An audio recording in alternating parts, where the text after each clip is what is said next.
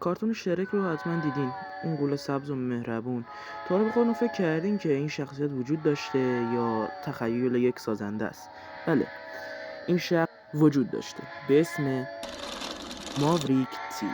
ماوریک تیلت که در سال 1903 به دنیا آمده بود و در سال 1954 هم از دنیا رفته بود، یک کشتیگیر حرفه‌ای بود، اونم در نخستین سالهایی که ورزش به عنوان یک سرگرمی شناخته شده بود. اون متولد فرانسه، بسیار باهوش و به 14 زبان دنیا مسلط بود و میتونه صحبت کنه. اون به شعر و تجارت هم علاقه خیلی زیادی داشت. تو دهه‌های 20 زندگیش گرفتار یه بیماری نادر شد که اسمش آکرومیگالی بود و باعث رشد ناهنجار استخوناش شده بود و کل اندومشو گرفته بود که براش رنج و عذاب زیادی به همراه داشت و مورد بیمهری مردم قرار میگرفت، به طوری که مجبور به ترک اون محل زندگیش بعدش هم به آمریکا سفر کرد و اونجا کشتیگیری رو شروع کرد و پرچم آمریکا رو بالا برد. من که واقعا دلم براش سوخت. به خاطر این مرد مهربون لایک کنید و سابسکرایب.